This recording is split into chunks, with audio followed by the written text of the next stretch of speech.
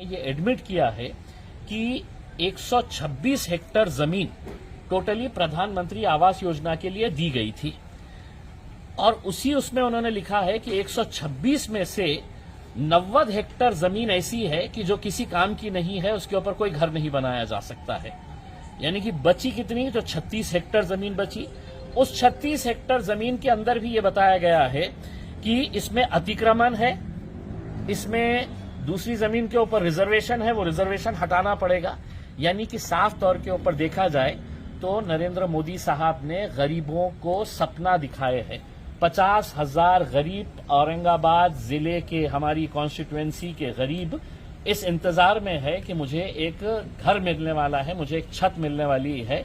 नरेंद्र मोदी साहब और उनके मंत्रियों ने साफ तौर के ऊपर झूठ बोला है, लोगों को बेवकूफ बनाए हैं, उनको सिर्फ एक सपना दिखाए है। जो 40 अलग अलग प्रोग्राम्स है, उसका रिव्यू करने के लिए एक दिशा की कमेटी की मीटिंग होती है और ये बंधनकारक होता है कि ये मीटिंग क्वार्टरली बेसिस के ऊपर होना चाहिए। यानी कि अगर गिरी पड़ी हालत के अंदर भी अगर देखा जाए तो साल में 3 मीटिंग्स होना चाहिए। इसकी एक मीटिंग अक्टूबर 2022 को हुई थी और अब 10 महीने के बाद ये मीटिंग हो रही है, जबकि 40 ऐसे प्रोग्राम्स हैं जिसके अंदर स्मार्ट सिटी आ जाता है, अमृत आ जाता है, उसमें आपका जल जीवन मिशन आ जाता है। तो ऐसे बहुत सारे इम्पोर्टेंट स्कीम्स है जिसको रिव्यू करने के लिए कि ये स्कीम्स बराबर चल रहे हैं या नहीं चल रहे हैं, इसके लिए मीटिंग लेना जरूरी होता है।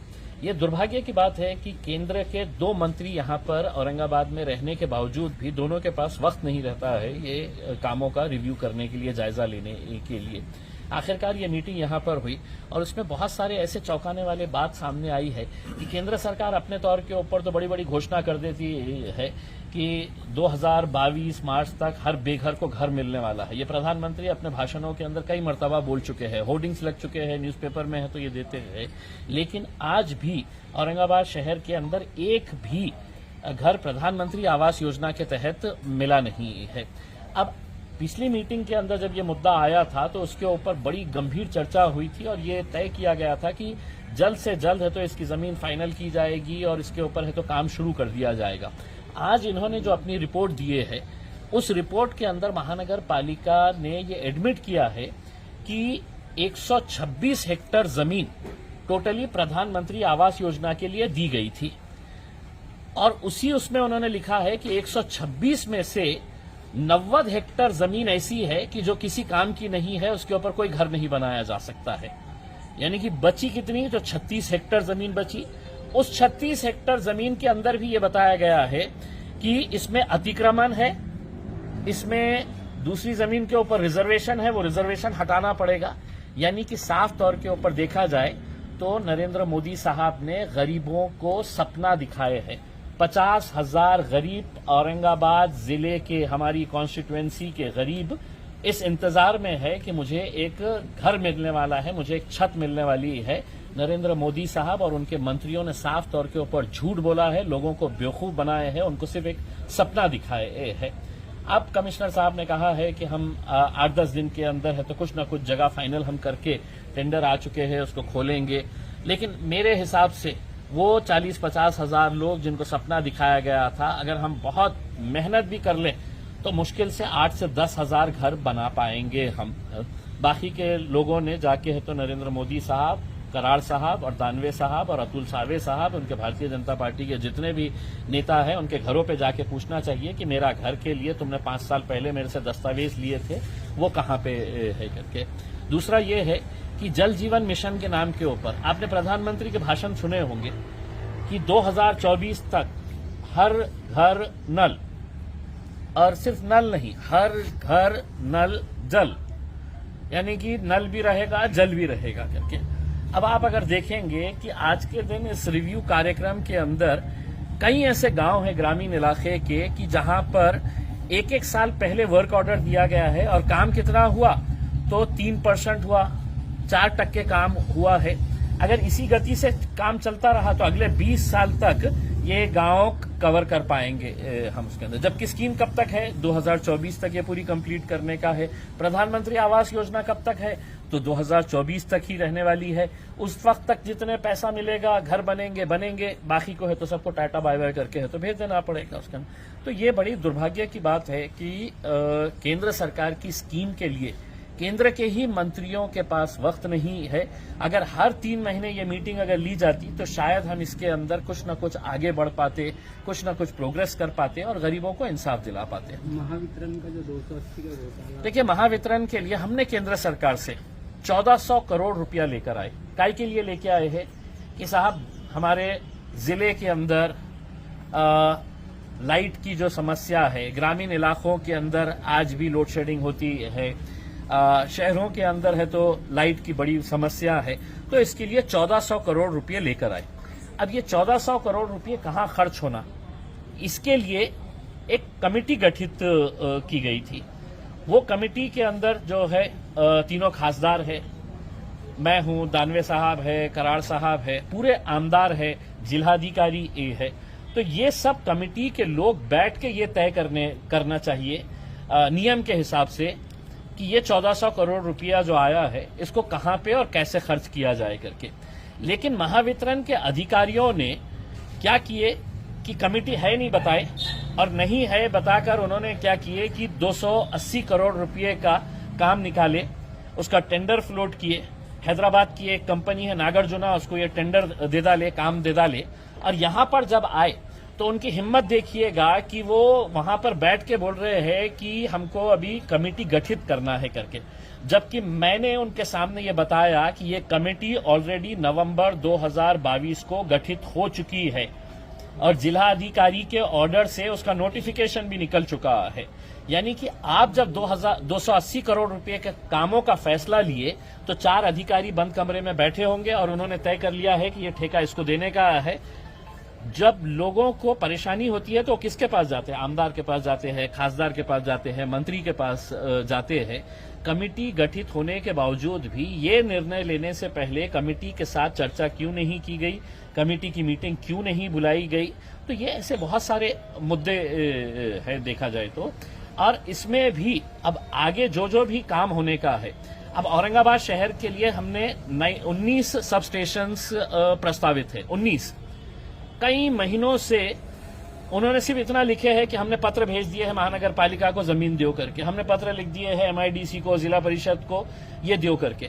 तो हमने उनसे ये कहा है कि इस कमेटी के अंदर महानगर पालिका आयुक्त को भी लेना चाहिए, जिला परिषद CEO को भी लेना चाहिए, ताकि मीटिंग में बैठ के हम फौरन ये निर्णय ले सके कि कितने हम सब स्टेशंस बनाने के लिए हमारे पास जगह अवेलेबल है करके। तो ये ना करते हुए कहीं ना कहीं अपने हिसाब से पैसा आया है, खर्च कर दो, कहां पर भी खर्च कर डालो करके, क्योंकि ये एक स्पेशलाइज्ड वो है, किसी को समझ में नहीं आता है।